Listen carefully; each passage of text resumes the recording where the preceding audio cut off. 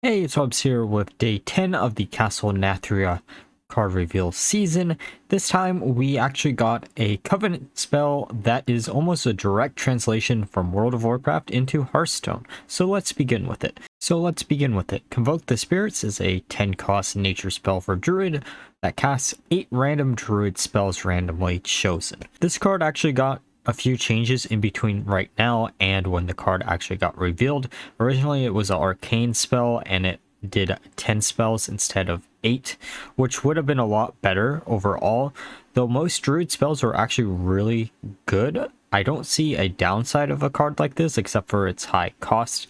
It isn't exactly what Convoke the Spirits does in World of Warcraft. It's actually half of the amount of spells randomly cast, but from a balance perspective, if it did 18 spells, this would be absolutely insane and instantly get nerfed. Either way, on average, this is going to be a really good card. Sure, it does cost 10, but using the legendary minion from Sunken City, that actually gives you a minion per spell that you actually cast while it's in your hand, equal to whatever their cost is.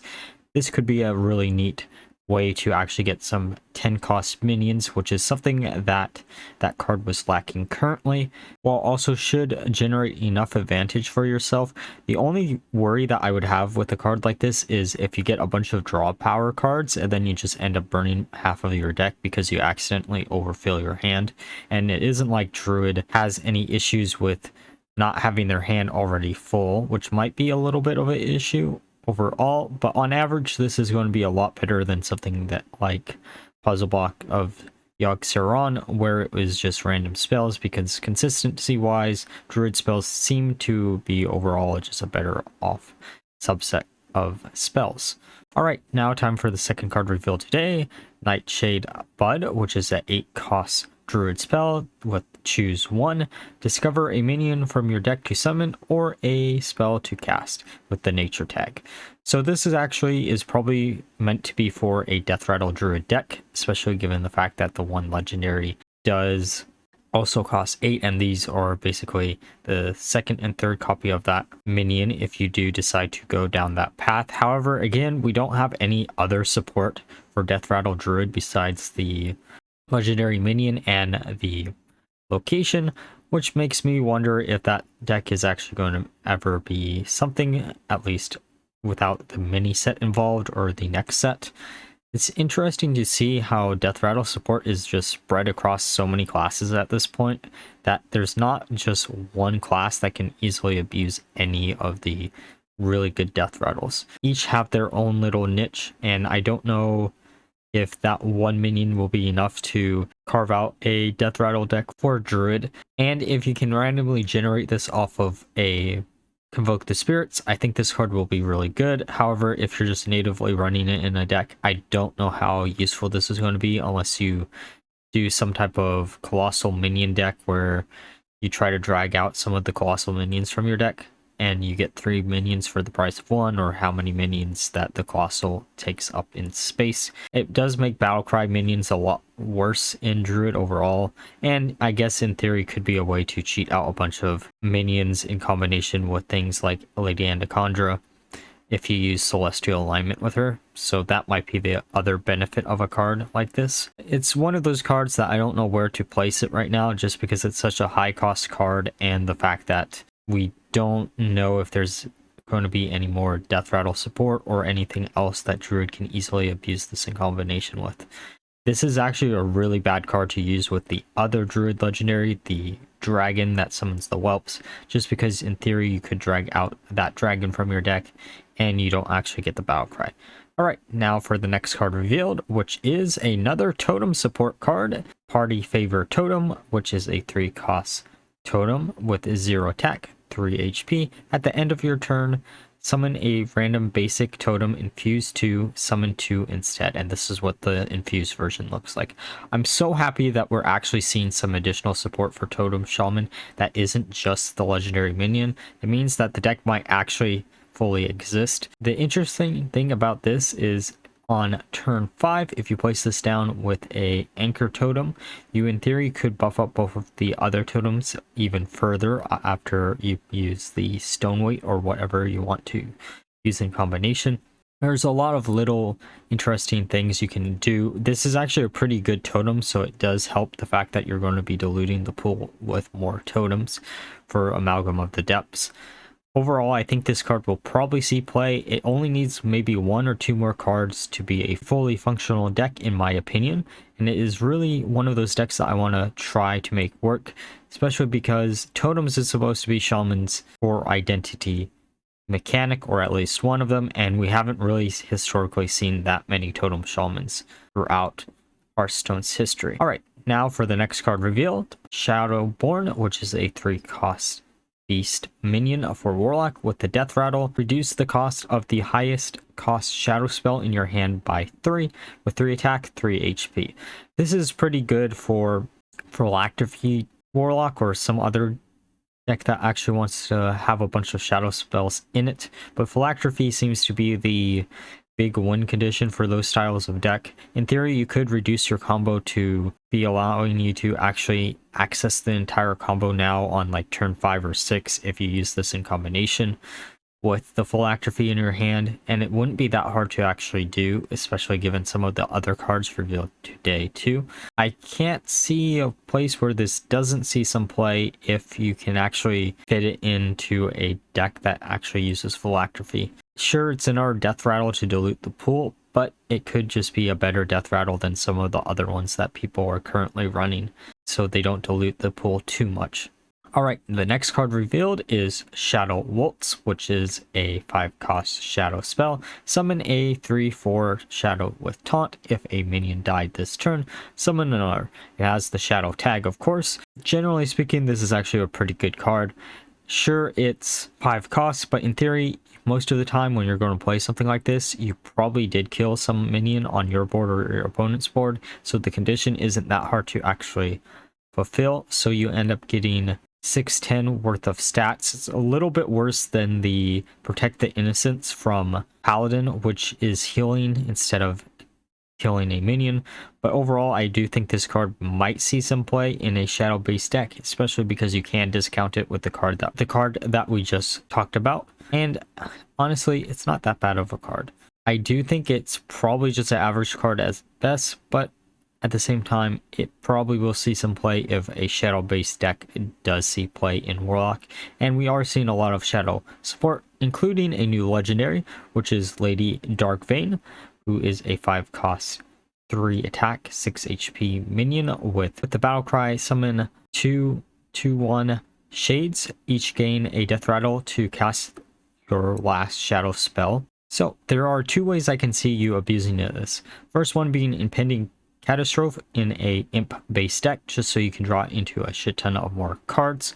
And the second one, which is probably the better way, is additional copies of whatever Abyssal Curse spell that you actually previously just used. Either way, I think this card will be a very powerful card that will probably be a pretty easy include in a lot of Warlock decks. It's cool to see Warlock is getting a Shadow School type of deck actually form around a lot of their support recently, though it would have been real nice if Fel actually got more support after Felfire in the hole, but it is what it is.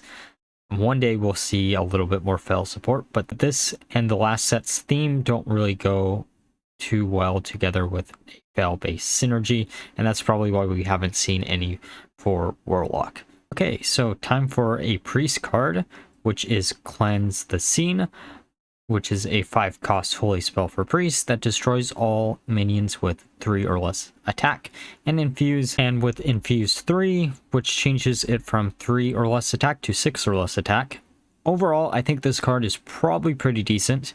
The only issue with it is the very powerful part of its effect is an infuse effect, which means if you top deck it, it's not going to actually answer any big boards if your opponent has a lot of relatively big minions. However, outside of those cases, this does act as a removal tool for a lot of your opponent's minions. And if you are going to use this in a deck, it might actually fit pretty well in Boar Priest, just because you could destroy all of your boars along with your opponent's board, just so you can actually hit their face with your weapon really easily. I don't know if that will actually make the cut for a deck like that. It has been a while since I played a Boar Priest deck, but I do think this will find some type of home in some type of deck though the infuse might not actually matter too much, and if it doesn't matter too much, then this card is a lot less playable than without the infuse 3 because it just costs 5. I think this is maybe a average card, but to be honest, it's probably going to be a below average card in most cases. I could be completely wrong, but that's just my opinion on what this card actually does. I'm not convinced that infuse is going to be a good mechanic yet. I know from past experience of trying to make the Demon Hunter and Hunter Bat work that infuse is really frustrating to actually make work, or similar mechanics to infuse, and nothing has proven me otherwise so far with this set.